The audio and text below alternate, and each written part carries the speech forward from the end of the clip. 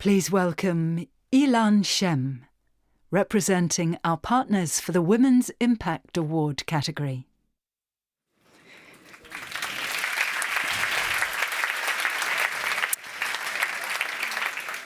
Women and girls make up half the world, and yet face systemic changes every day, across every field. And so we felt, the Elsevier Foundation, the Volkswagen Foundation, Falling Walls, we felt it was high time to celebrate the research that was uncovering blind spots and really tackling long neglected areas. And so the Women's Impact Award, we're delighted that this year's winner, Dr. Ângela Gonçalves, has done groundbreaking work in women's health. So she is an AI scientist who's become a molecular biologist, and she has integrated AI, molecular biology, and clinical insight to understand how reproductive cycling affects aging and disease. Now, you have to think about areas like endometriosis, ovarian cancer, menopause, long neglected and not well understood areas of women's health. So her pioneering work tackles gender bias in medicine and redefines the science of healthy aging. We bring you Dr. Ângela Gonçalves.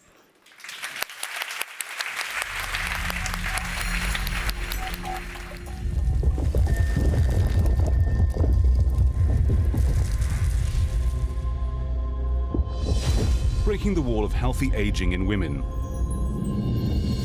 Our menstrual blood is revolutionizing medical diagnostics. Ângela Gonçalves, German Cancer Research Center. On November the 9th, 1989, I had just started school in Portugal.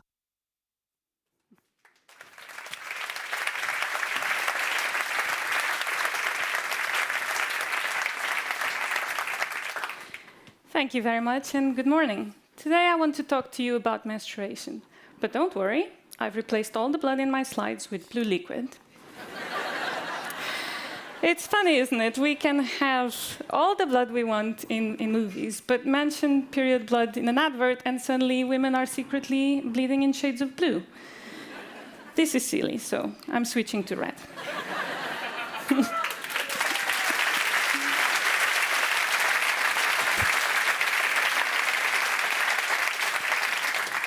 So we often treat the menstrual cycle as an inconvenience to be scheduled around. But with this talk, I want to convince you that it should be a front and center issue. Picture the uterus on an ordinary day. It's a thin, neat neighborhood of cells. 2 weeks later, this neighborhood is 10 times bigger. Blood vessels have carved roads through it, immune cells have moved in, and all the cells are now doing something else differently. They have all changed jobs. 2 days later, this neighborhood collapses. Half the cells are dead, and an inflammatory cleanup crew has moved in. So you build, remodel, demolish, and repeat every cycle for decades. But the menstrual cycle doesn't just impact your uterus. It affects your ovaries, cervix, vagina, and breasts. It impacts your skin, your immune system, and your body temperature. It influences how fast your heart beats. Mine is beating very fast right now. Your mood and your metabolism. When was the last time that your physician asked you what day of the cycle were you in when you had that cholesterol test? Never, and yet it matters. Despite being essential to half of humanity, we still don't have clear answers to many basic questions about the menstrual cycle. For example, what is the cellular program that triggers menstrual bleeding? Why do cycle lengths vary so much from person to person? Why do some women experience a lot of pain and others none? Why do some women bleed a lot and others very little?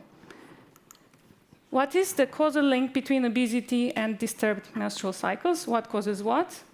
What is endometriosis, really? And my personal favorite, how does a lifetime of cycling affect your aging and your long-term health risks? 1 in 3 women suffer from menstrual abnormalities, and yet the investment into these issues remains strikingly low. How low? I would like to try something out with you. So you're probably sitting on these big pieces of paper that are on your seats. So I'd like to ask you to hold them up for everybody to see.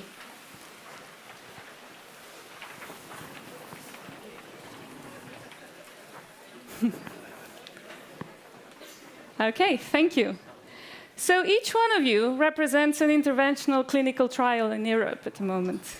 Now, can I ask the ones with the white papers to put their hands down? The ones with colored papers are the only ones that are working on women's specific issues. So these 20 have a very heavy burden on their shoulders because they alone are working in all of these things. All of the gynecological cancers, so ovarian, cervical, vulval, breast cancer, and they're also working on infertility, pregnancy complications, contraception, incontinence, menopause symptoms, gynecological infections, pain, female alopecia, endometriosis, fibrosis, adenomyosis, the list goes on.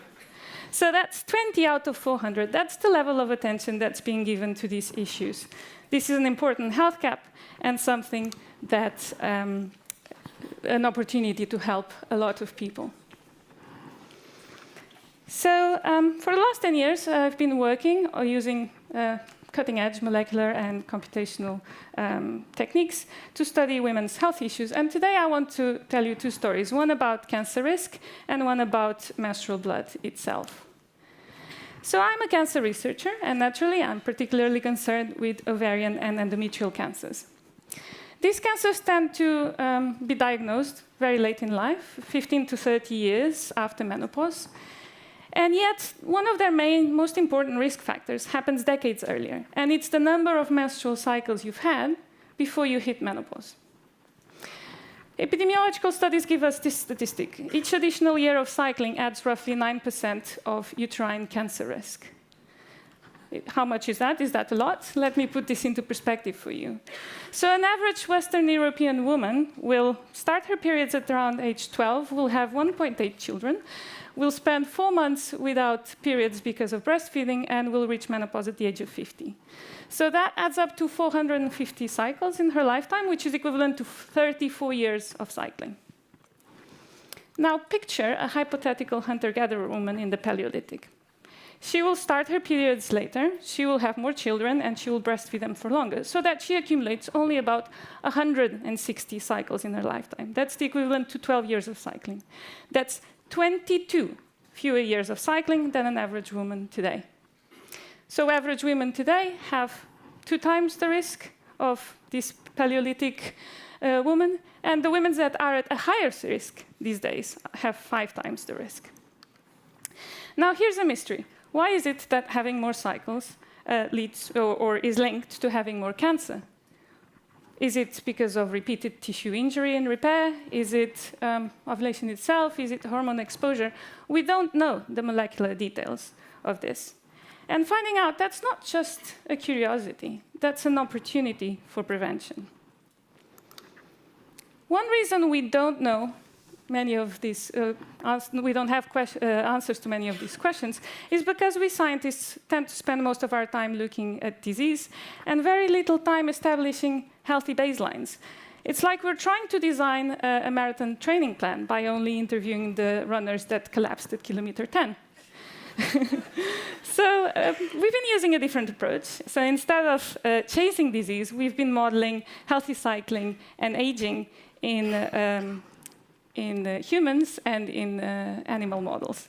So we've looked across tens of individuals. We looked at hundreds of organs, thousands of images of histological structures, and millions of single cells using machine learning and AI to sift through billions of gene expression data points.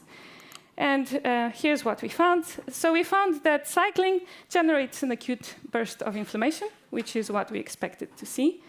But then, contrary to the tidy textbook story where endometrium is supposed to heal scar-free, we found that inflammation in the endometrium and fallopian tubes does not reset to 0 after each cycle, but it accumulates, laying accumulates fibrosis, which you can think of as microscopic scarring. We then stop cycling in young animals, and we let time pass. And the result was striking. By old age, we found that 80% of the scarring we could see was due to the cycling, and only 20% was due to aging. So our hypothesis is that repeated cycles create this chronic inflammatory and fibrotic environment that accelerates the tissues towards carcinogenesis. And if this is true, then anti-inflammatory strategies, some of which are already being used for prevention in other diseases, could be tailored for chemoprevention of gynecological cancers.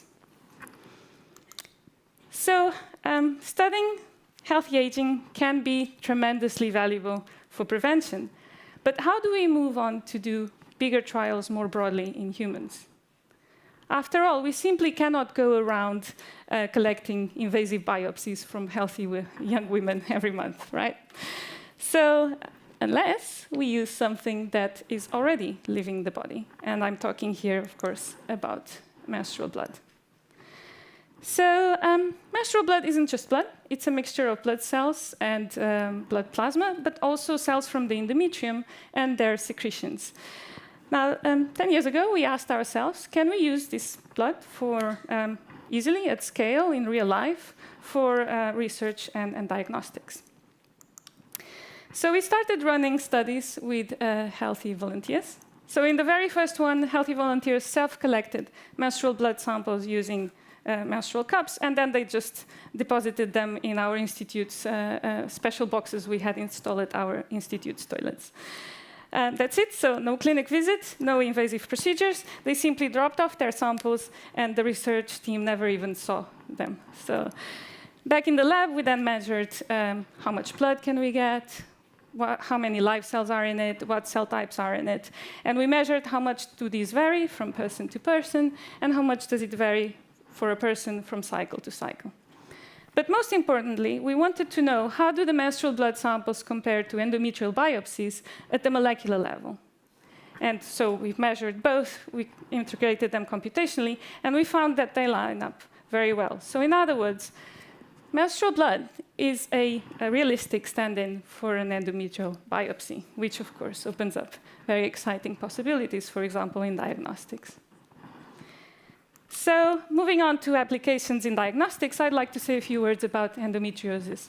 So endometriosis is a chronic inflammatory disease that is characterized by the presence of lesions that look like the endometrium, but are in the wrong place. So instead of being inside of the uterus, they show up on the surface of the ovary, for example, or of the bladder, or of the intestines. It's typically very painful. Women with endometriosis often tend to bleed a lot. They often struggle with infertility, and it's a risk factor for ovarian cancer. The WHO estimates that 1 in 10 women suffer from endometriosis, which makes it 3 times more common than dementia.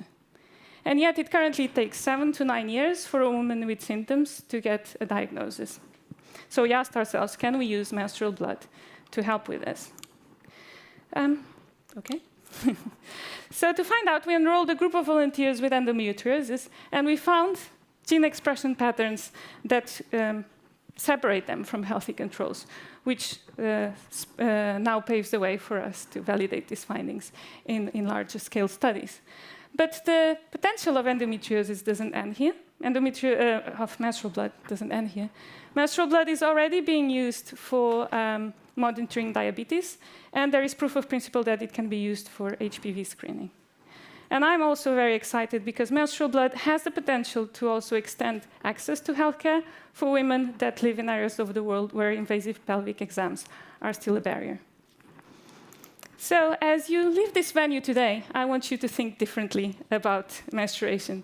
We need to stop treating menstrual biology as an afterthought. This is not a niche. This is essential for the well-being of half of humanity. The return on investment of solving issues like endometriosis and other menstrual abnormalities is enormous, with the potential to save billions of years that are currently being lost to pain and disability throughout the world. I also want you to think about these healthy references. If cycles leave fingerprints, then... Oh, thank you. This is going to make me waste even more time.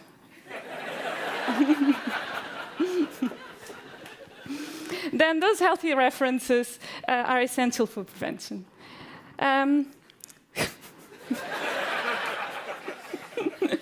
So if you are a funder or policymaker, please support and fund healthy references for women. These are essential for prevention, but are missing.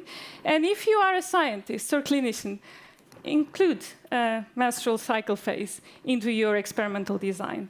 I know that we're still struggling for... I know we're still struggling for having trials report gender disaggregated data, but I'm telling you what needs to happen next. We need to start including cycle phase into our designs.